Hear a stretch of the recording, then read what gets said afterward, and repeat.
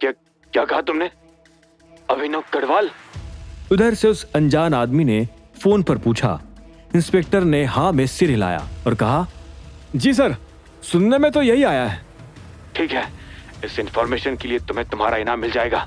अब दफा हो जाओ। उधर से उस आदमी ने कड़क आवाज में कहा और फोन काट दिया। उस आदमी की आवाज से ही वो इंस्पेक्टर कांपने लगा था। वो अच्छी तरह से जानता था कि वो आदमी कौन था और कनाडा में क्या ताकत रखता था। दूसरी तरफ अभिनव महिपाल के साथ एयरपोर्ट की तरफ निकल चुका था। उनके पीछे मोंटी भी अपनी गाड़ी में अमानत और कुछ सिक्योरिटी गार्ड्स को लेकर आ रहा था, जो इटली में अभिनव की हिफाजत करने वाले थे। अभिनव और मोंटी प्लेन के अंदर घुसे ही थे। कितने में मोंटी ने कहा, क्या बात है अभिनव, तुम्हारा मूड थोड़ा बदला बदला सा लग रहा है, सब ठीक? अभिनव ने उसकी बात पर हाँ में सिर हिलाया और फिर अपनी सीट पर बैठते हुए कहा, अनन्या इटली पहुंच गई मोंटी। अभिनव की मुंह से यह बात सुनकर मोंटी एक पल के लिए हिचकिचाया और फिर उसने धीरे से हाँ में सिर हिला दिया। उसे लगा चौकि अनन्या पहले भी इटली में थी, इसलिए अब उसका वहां पर वापस चले जाना कोई बड़ी बात नहीं थी। ऐसे में वो भी अपनी सीट पर बैठने लगा और फिर हल्के सुर में बोला, उसे तो जाना ही था। वैसे भी अनन्या की अब यहाँ अपने परिवार वालों से उतनी बनती नहीं थी और फिर उनका फैमिली बिजनेस एलेक्स कॉर्पोरेशन भी अब मार्केट में अपनी पोजीशन खो चुका है। उसके भाई सनी सिंह का तो कोई आता पता है ही नहीं, पता नहीं कहाँ सड़ रहा होगा वो। मोंटी की बात को सुनकर अभिनव को लगा कि उसे अनन्या की ज्यादा परवाह नहीं थी। हालांकि अभिनव इस बात से नाराज भी नहीं था। वो जानता था कि अनन्या के लिए उसके मन में जो चिंता थी उसके बारे में अभिनव ने दूसरों को कभी कुछ नहीं बताया था। ऐसे में मोंटी और अभिनव से जुड़े बाकी लोगों का फिलहाल यही विचार था कि अनन्या का अब अभिनव से कोई खास रिश्ता नहीं रहा था। सिर्फ अलायना ही थी जो इस रिश्ते को कहीं ना कहीं भाप चुकी थी और ऐसे में उसने अभिनव से खुद को थोड़ा सा दूर भी करना शुरू कर दिया था। उसका इटली जाना कोई बड़ी बात नहीं मोंटी, पर इतना कहकर अभिनव ने एक गहरी सांस ली और फिर आगे बोला, पर उसके इटली में होने की वजह से काफी मुसीबतें खड़ी हो रही है। मैंने उसके साथ दानिश बनकर काम किया, शायद ये बात अब उससे खटकने लगी है, लेकिन वो तो मुझे पूरी तरह से भूल चुकी थी, फिर उसे दानिश भी कैसे याद रहा होगा। अभिनव की इस बात पर मोंटी एक पल के लिए सोच में पड़ गया। उसने फिर अपनी गर्दन अभिनव की तरफ घुमाई और कहा, तुम्हें याद है ना कैसे मेरे पापा ने भी मेमोरी लॉस का नाटक किया था? हो सकता है अनन्या भी अपनी मेमोरी लॉस का नाटक कर रही हो और तुम्हें भुलाना चाहती हो। मैं सिर्फ कयास लगा रहा हूं, ऐसा हो भी सकता है और नहीं भी। ये भी हो सकता है कि उससे अपने बिजनेस पार्टनर के बारे में ध्यान हो, लेकिन वो ये नहीं जान पा रही हो कि वो बिजनेस पार्टनर था कौन।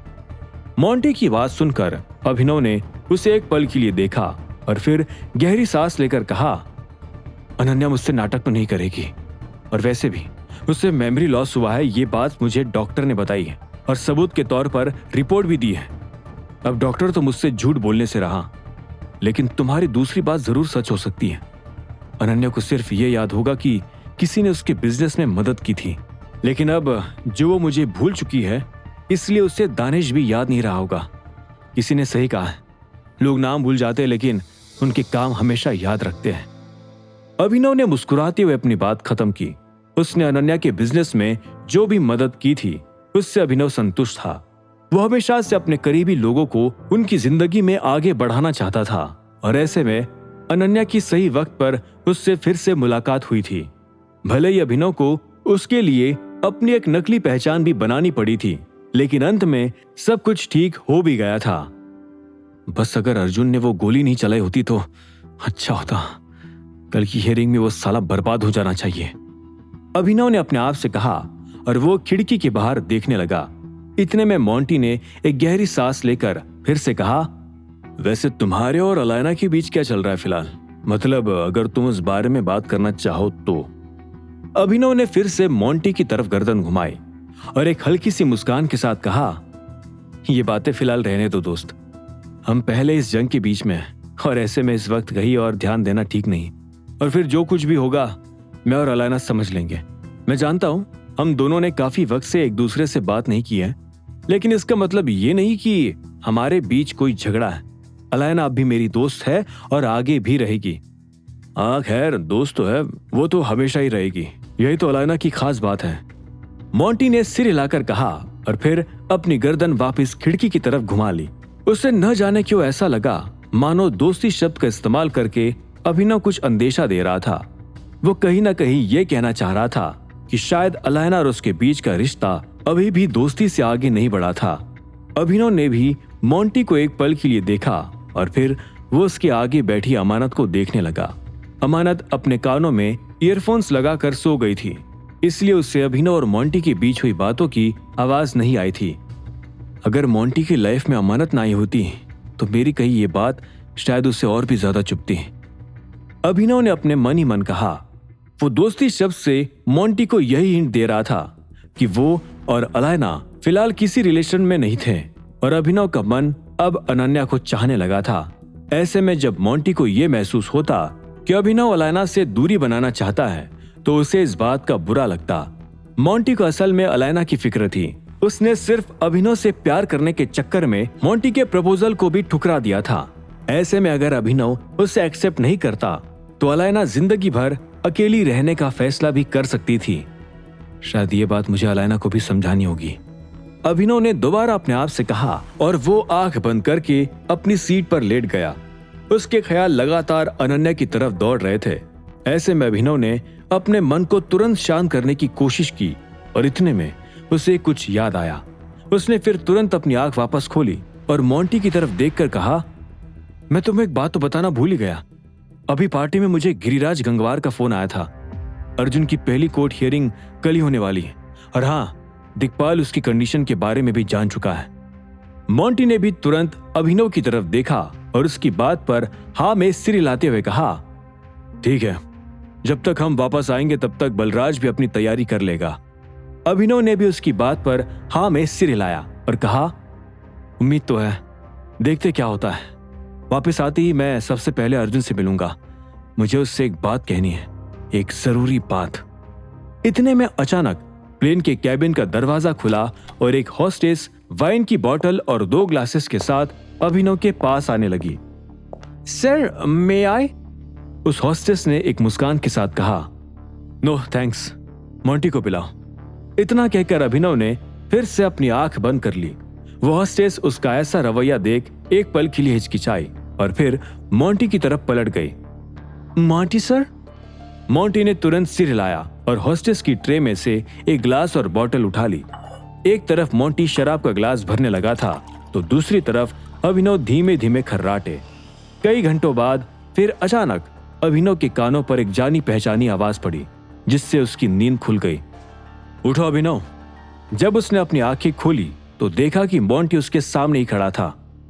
हम पहुंच गए, मोंटी ने कहा। अभिनव ने उसकी बात पर सिर हिलाया और एक गहरी सांस लेकर वो अपनी सीट से उठ गया।